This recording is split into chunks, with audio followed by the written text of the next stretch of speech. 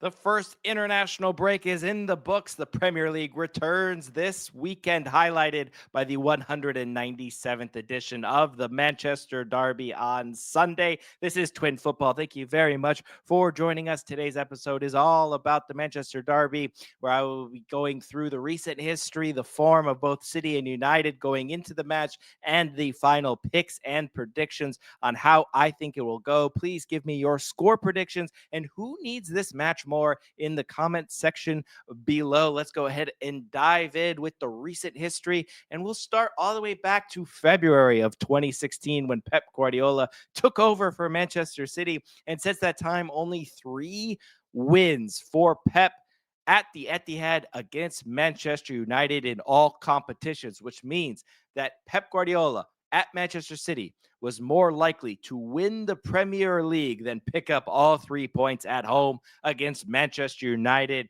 despite the poor season after season from the Red Devils.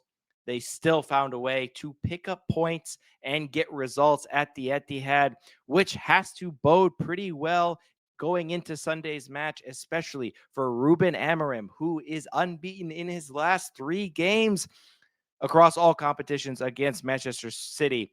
That is 2 games with United. And if you remember, before he took the United job, his last match in the Champions League was for Sporting when they beat Manchester City at home with Victor Gyökeres leading the lines and getting 3 goals himself in that match. So a lot of confidence there going to the Etihad that they could put together a good performance and get something out of the match. United have only failed to score in 1 game at Etihad across all competitions since 2016-17. And in that game, it finished 0-0. They picked up a point. So a lot of confidence from a recent form perspective, or recent history perspective. So let's go ahead and look at the form of both United and City going into this one. City obviously started off the season with a brilliant 4-0 win against Wolverhampton Wanderers, but since that game, back-to-back losses against Spurs and away to Brighton, respectively, have put only 3 points on the board after as many matches, and they sit 13th spot here going into the Manchester Derby. Is not where anyone had this team going into the 4th game week here, but that is where they look, and they are looking up 4 positions to find Manchester United, who sit 9th, the top half of the table for them after picking up a win against Burnley at home. A late winner, nothing to really write home about. When you compare Burnley and Wolves, they're really in the same boat. They're going to be fighting for survival most of the season. So needing a late winner there to beat Burnley at home isn't something that you as Manchester United are going to brag about, but it comes after the most historic loss in the club's history, a loss away to Grimsby Town, where players like Bruno and Onana and Mbuemo and Cunha played. These are some players who have played in European finals and Champions League finals, and they lost away to Grimsby Town. I don't care if it was on penalties. I don't care if it was away from Old Trafford. You have to figure out a way, if you're Ruben Amorim and Manchester United, to get over the line in those types of games, and they weren't able to do it. City, 2 losses entering the Manchester Derby. United, a loss and a win against Burnley in the last minutes. Both definitely not really on good form, no matter what metrics you are using, but both an opportunity to get a marquee win here. And if you told Manchester United fans that you would have 7 points after 4 games, 2 of which included games against Arsenal at home and away to Manchester City, you would have taken that. That means you got a point in one of those 2 games, and in this case, 3 points against Manchester City. That is an amazing start to the season. They will also push their way up the table with that kind of win as well, and be pushing for a European spot after 4 game weeks, but still a great start to the season. And if you're Manchester City, you sit on 3 points, 6 points back of Liverpool atop the table. You want to be atop the table. You think you should be atop the table. You've battled some injury concerns so far and some bad performances and some bad giveaways against Spurs. If you could get a win here to kick off your season, get 6 points from a possible 12 to start the season, isn't where you want to be, but you're still within striking distance to put a run together. We know how much City loves a winning streak in the middle of the season to really put distance between them and everybody else. In this case, maybe to catch up to a league leaders, Liverpool. So from a form perspective, from a team form perspective, I should say, both not really looking great. But you look at the individual players like Erling Haaland sits as the goal scoring leader of the Premier League after 3 weeks and bagged 5 goals in his international game for Norway. He is pushing to always get on the score sheet, no matter recent performances, how the game is going. Even in the international game, their team is up 9-0, and he is running the ball back to the halfway line to get on the score sheet again. And he does to get his 5th goal in a 11-goal thriller there for Norway. Historic win for them in World Cup qualifying. So he is on super fine form entering this one. Manchester City have a lot of injuries here to deal with, especially Marmoush coming back from international duty injured. Nori is not going to be available for this one. And Cherki is also not going to be available for the Manchester Derby. John Stones, as Pep Guardiola announced in his press conference on Friday, is doubtful for the game as well. So a lot of different concerns there for Pep Guardiola to figure out what he's going to do with the center back pairing. What is he going to do for right back? Always a question going into every game week right now for Manchester City. What is he going to go on left back? I don't know that you have an out and out left back on the roster with Nori injured. And then what is his front line going to be with the likes of Cherki and Marmoush out? See what he does there. From United's injury perspective, no Mount, no Cunha, no Dallo for the Derby. You know what the system is going to be from Ruben Amorim. It's going to be a back 3. So the questions are who's going to really be playing the wing backs and who is going to be pushing in that attacking 3 there, with Sesko most likely getting the start and Buemo getting the start as well. And then someone on that left-hand side with no Mount or Cunha being available. We will see what Ruben Amorim goes with. We do know that Ruben Amorim will be putting Bayender as the starting goalkeeper.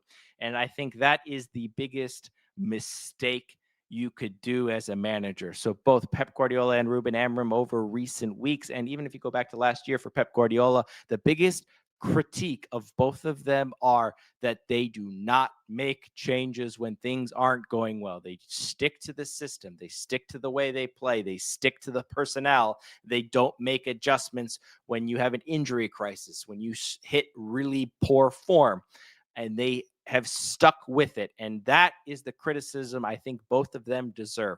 Ruben Amorim, watching these first set of games from his goalkeepers, yes, he shipped out Onana, which is fantastic. You needed to move on from him. You should have done it over the summer and not began the season with him. But you finally got that done. But to stick with Bayender between the sticks and to announce that days before the Manchester Derby and not leave it up for questioning after you bring in a 6'4" young, confident goalkeeper in Lemens is ridiculous to me and deserves criticism. You have not left it up to any interpretation from anybody.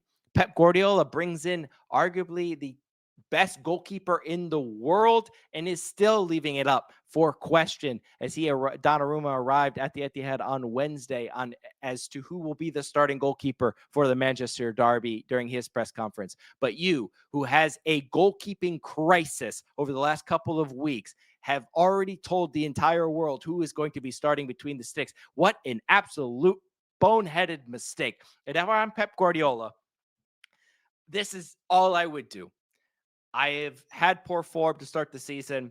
I am playing a team that has a clear and obvious weakness, which is crosses and goalkeeping play. If you go through every single one of United's games, Arsenal conceded off of a corner kick from poor goalkeeping play. Grimsby Town, you conceded off of a short corner and crosses off of poor goalkeeping play. Against Fulham, you conceded off of a tap in from Emil Smith Rowe that just basically split your two center backs in Euro and Delict. I know they play with the back three, but them two, and got a tap in because of the space that's left from an unconfident goalkeeper and poor center back marking a nice, easy cross. That is followed up by the exact same goal from Burnley from the left-hand side, getting behind those wingbacks and putting crosses into the box by a runner that isn't tracked by the two center backs and isn't taken out by a confident goalkeeper rushing onto him to get easy tap-ins. That goal was called off for VAR. Did United learn from that? No, because right after that, a cross from the right-hand side and an easy tap-in. A long throw-in with a ball that bounced around in the box for a tap-in as well, conceded by Manchester United. And if it wasn't for a Bruno Fernandes late winner there, they would have dropped points to Burnley off of that type of play. They've dropped points every single game. Grimsby Town, Fulham, Arsenal, Burnley, by poor goalkeeping, poor tracking as center backs, and crosses. And so if I'm looking at this and I need a win, I am playing four center backs if I am Pep Guardiola. Vardiol's back in training. Ake was on the bench for the Brighton game. I don't believe in Nunez. I don't believe in Rico Lewis. I don't have a left back. I'll play Vardiol on the left-hand side. I'll play Ake on the right-hand side, and Diaz as one of the two center back pairing.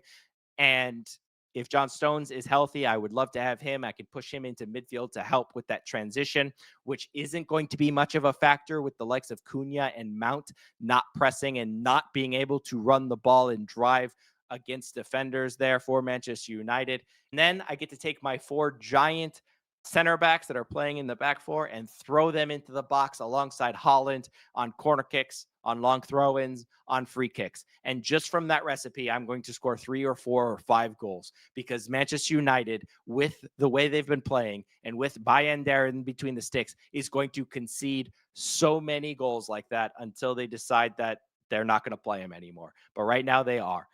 The only thing that's going to save Ruben Amorim is that Pep Guardiola is just as stubborn, and he's not going to do that. And that's what's going to save him. So Pep Guardiola is probably going to play Nunez as right back, maybe Rico Lewis. Nunez, a terrible, terrible penalty to give away against Brighton. Rico Lewis has been absolutely hit or miss since last season. I'm not a fan of him as right back. They definitely needed to sign somebody there over the summer, and they failed to do so. And then the big question is on left back. That most likely will be Vardiol if he's good to go because he has that experience. He has played there. And he can be, I think, the player of the match against Manchester United to find himself up the pitch there on the left-hand side in those kind of half spaces between the wing backs and the center back three there, and either making late runs into the box or playing in crosses to Holland. I think he could have a huge impact on this game. I hope he does start at left back if I'm a Manchester City fan. If I'm a Manchester United fan, I really don't know what to do. I've had great luck at the Etihad, but with Cunha out, with Mount out, with Bruno Fernandes and Casemiro locked in the center two pair, and with the absolute terrible time I've had from my center backs and goalkeeper combination. And to be honest with you, I've liked Euro so far this season. I think he's played pretty well. I just think when you have a goalkeeper that is so shaky back there, he brings everyone's level down when they are playing in front of them because they have no confidence that the ball is going to be scooped up. If they get a little bit out of position, they have no confidence that the ball is going to be claimed. They have no confidence that you're even going to be able to make a save, which means you're going to be dropping more to try and cover the goal line, try to block shots inside the 6-yard box. And that's a recipe for disaster if Holland and these four ginormous center backs are just lurking in the box to tap things home. And so for those reasons, I have Manchester City winning this game 2-1. I think Nunez or Rico Lewis cause issues for Manchester City. I think Bayern cause issue for Manchester United. I think they both get on the score sheet 2-1. Manchester City taking all 3 points at the Etihad for a rare win at home over Manchester United, but they take all 3 points and start their season. Let me know your picks and predictions, and remember, enjoy the football.